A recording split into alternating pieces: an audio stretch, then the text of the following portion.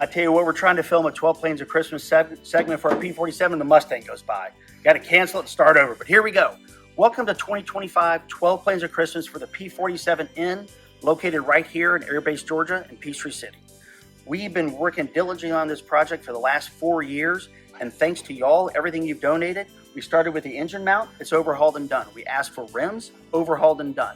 We got brakes, overhauled and done. We have the wing, the leading edge of the wings, overhauled and done and sitting right here, right now. So y'all have put your time, energy, and effort into this airplane. And I just want to say, from all of us here at Airbase, Georgia, thank you. Hey, for 2025 12 Planes of Christmas, what we've stumbled into is we're missing a lot of pieces, parts, aileron cranks, bell housings. The whole rudder bar assembly is gone, so we just don't have those pieces and parts. Now, some of them, have you seen before, we've been able to manufacture, and some of them we've been trying to scour the world to find. Hydraulic tank's another great one. We don't have a hydraulic tank for the airplane, and it's a very complicated tank. So what we're asking for during 2025 12 Planes of Christmas is those parts, hydraulic tank, to be able to raise money for all the little pieces and parts we're now stumbling into we don't have. And it's funny, you may mention, what's so important about a small little part? Can't you get the big parts in? Well, we just talked about earlier the electronic canopy we're track going in and out. We're missing one of the brackets to put it in the airplane and actually hold it in place. So we can make some of these, but we would really like to ask this year for 2025 12 Planes of Christmas to please donate and please help. Let's keep this project going. I just want to show you some details about how we're restoring the P-47. A lot of people would just throw a seat in there and make it so it's usable for the pilot, but we're actually putting the bulletproof armor back in the airplane. We want it to actually be, when somebody rolls up, when they get to experience the airplane, they actually get to see what it originally looked like back in combat. Come here, I'll show you some other parts we're working on. All right, so when we originally got the P-47, these are the aileron control rods. And a lot of the ends were cracked on the flap rods, the control rods, most of the rods in the airplane are actually all cracked. So what we did was, using our partners at Aircore, downloaded all their documentation on how the ends were actually built, the type of metal, everything about it, and our dudes started making brand new ones. And when we end up with a brand new part that is to spec, and it's ready to install in the airplane. In fact, this is ready to go. So we're making progress, thanks to y'all. Some more of the detail that's going in this airplane. You may ask yourself, why do you need 16, 17 of these rollers? Because on one wing, we're putting the armament back in the airplane. All the ammunition will be in there, the guns will be there, and it'll be accurate as it was during World War II. And the reason why is, once again, when we pull into an air show, we want to take pieces and parts off and let the public actually see how these airplanes are built, how they were World War II. And it's great. Our guys can take these pieces, a chunk of metal, and sit there and then whittle it down, and come up with an actual part with the rollers and the bearings and everything on it. I could never do this. I can barely talk straight, but these guys are true artists back here. They take all the machines you see here, all of our mills, all of our lathes, and really this is what brings the heart of the airplane back together. We're missing brackets, fittings, the entire rudder bar assembly, and we're in the process of trying to find those and buy those, but if we can't, then these guys can actually make it. So for those who don't get to play with warbirds every once in a while, I consider myself very lucky. Been in a T6, PT-26, SBD, Mustang. Mustang, if you want to open the canopy, you get in, crank it open, it comes back. Everything's by hand. SBD, you just push forward, push back, and latches in place. Same with the T6, same with the PT-26. The P-47N, however, is really different. It actually has an electronic canopy, which I didn't know that existed in World War II, where the pilot literally flips a switch and the motor activates, moves the canopy back and forth. So what our guys did was, besides completely restoring every piece, bolt, facet of the canopy, completely disassembling it, blowing the whole thing completely apart, all new seals are going, all new weather stripping, all new everything. I mean, every single piece of this canopy is going to be brand new when it's done. They built a whole board over here just to check the mechanisms. Ironically, I came out here last week, the motor was sitting right here, and I came in to film today and I was like, where's the motor? It's in the airplane. They're already installing parts and pieces and motors and cranks and bell fittings in the airplane right now. So it's just neat to see the inner workings and the detail we go through to make sure all the circuits are right. all the motors are right, all the switches, all the bells, all the whistles, everything's working right. So when this thing gets back in the air, it's gonna be right.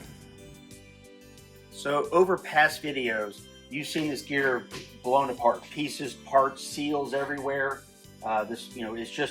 It's a jigsaw puzzle of pieces and parts that weigh hundreds of pounds. It's crazy to pick up one of these things, or try to at least. But they're simple, they're done. New seals, everything's been checked, all the chrome's been checked, everything's put back together. And the reason we did it was, we didn't know how long they'd been sitting there, with the seals possibly being dried out, no oil in them. So everything's new, everything's done. Our goal is to have these things installed in the wings here shortly, as soon as the leading edge is on, and then we're going to install the wings and put it back on its gear. We're probably 6 months to a year away from that, but it's pretty impressive when you actually start looking at how gigantic these landing gears are for this airplane. You think of a World War II airplane, you think of a small, docile little airplane. This is a chunk of steel and a chunk of aluminum going on the wings to support a 12,000 plus pound airplane. It's just neat when you see it like this. So you got to consider, when you have a car, it's going to hold between 5 and 6 quarts of oil. Now these World War II airplanes, especially the P-47N, it was designed for long-range missions in the Pacific to escort the B-29s all the way to Japan and all the way back. This is the oil tank for the P-47. I mean, when you do an oil change in that, you roll up with a 55-gallon drum of oil and start pumping oil in. So the system here, from what I've read, holds 28 gallons of oil. 28 gallons. Consider most of your new jetliners hold quarts of oil. 10 quarts, 12 quarts of oil. Look at the size of this thing. So what our guys did with this is disassemble the whole thing, clean out the inside, make sure all the baffles are good, make sure there are no problems with it, reseal it. Now it's primed and it'll be painted here shortly, but this airplane's coming together. And that's thanks to y'all and all your donations and all your supporting us. Without you out there supporting us, this would never occur. Hey, so our guys took apart the turbo, and it's not going to be operational in the airplane, but we want all the correct pieces, parts, oil tanks, fittings to be in the airplane. We want to be authentic as possible. So I want to show you the turbo and how big the turbo is compared to, let's say, this little water bottle. So here's part of the sealant of the top of the turbo. Here's your oil tank for the turbo. And if you come over here, here's the impeller for the turbo. And I'll just give you a size. That's a normal size water bottle you'd buy in any gas station. This thing is ginormous. Can you imagine spinning at 30,000 RPM or whatever it spins at, how much pressure and air that thing chunks back into the engine? That's why these airplanes are so good up high. It's because of the turbo, because of the engine, because of the whole airframe. But this thing is just massive. It's going to be a work of art when it's done. Like I said, it's not going to be used, but it is going to be in the airplane, so we can show it off. We can, make the airplane authentic as possible. Okay, in 2024, one of the things we raised money for, one of the things y'all donated for, was new leading edges. And you can see the previous leading edges dinged, battered, drilled out, just, not acceptable to put on a quality restoration like this. So we engaged Air Corps, and what they did was they came up with these form blocks. And at first I was like, why are there dots all over? It makes no sense to me. Their technology is such that, you ever seen the movie Avatar, where the characters are not really obviously gigantic blue things, but they have all the dots everywhere, so the software will pick up their features and their smiles and everything like that, and then transfer it and make the big blue guys. It's the same thing here. All of these dots they use and scan everything to make sure it's an exact fit for the leading edge of the P-47. Now, is this cheap? Oh no. But here's what y'all did. Y'all donated your hard-earned money, your time, your energy, your effort towards this. And this is just one little section of it. We have an entire one for the entire leading edge. And this one particular piece weighs about 80 pounds.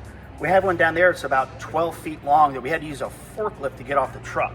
And when you sit there and you put it in place, boom, it's an exact fit. And then what they did was, they grabbed a piece of metal like this, and it's interesting the way they do it. This is actually recessed down into the concrete floor, and they have a piece of metal that is sitting straight across it with little fingers that are holding it like this. And then the piece comes up and then presses an exact fit. So now we have brand new leading edges thanks to y'all. And like I said, the 2024 12 Planes of Christmas really was able to catapult this project forward. And I find it just fascinating that these guys use CNC mills, you know, the stuff that the 300,000 or $300 million movies are being made. It's the same thing going in our P-47, and this is what Air Corps is able to do for us. Hey, for 2025 12 Planes of Christmas, what we've stumbled into is we're missing a lot of pieces, parts, aileron cranks, bell housings. The whole rudder bar assembly is gone, so we just don't have those pieces and parts. Now, some of them have you seen before we've been able to manufacture, and some of them we've been trying to scour the world to find. Hydraulic tank's another great one. We don't have a hydraulic tank for the airplane, and it's a very complicated tank. So what we're asking for during 2025 12 Planes of Christmas is those parts, hydraulic tank, to be able to raise money for all the little pieces and parts we're now stumbling into we don't have. And it's funny, you may mention, what's so important about a small little part? Can't you get the big parts in? Well, we just talked about earlier the electronic canopy we're track going in and out. We're missing one of the brackets to put it in the airplane and actually hold it in place. So we can make some of these, but we would really like to ask this year, the 2025 12 Planes of Christmas, to please donate, please help. Let's keep this project going. Hey, thank you so much for listening to us, putting up with us, begging for money over the years. This wraps up this particular update for the P-47. We're going to have a lot more updates throughout the month of December, keeping you up with the progress for hopefully the parts we found, thanks to y'all, and just hopefully communicating with our donors and communicating with people that care about this airplane like we do. See you shortly. What we're doing is our project, here comes the Mustang again.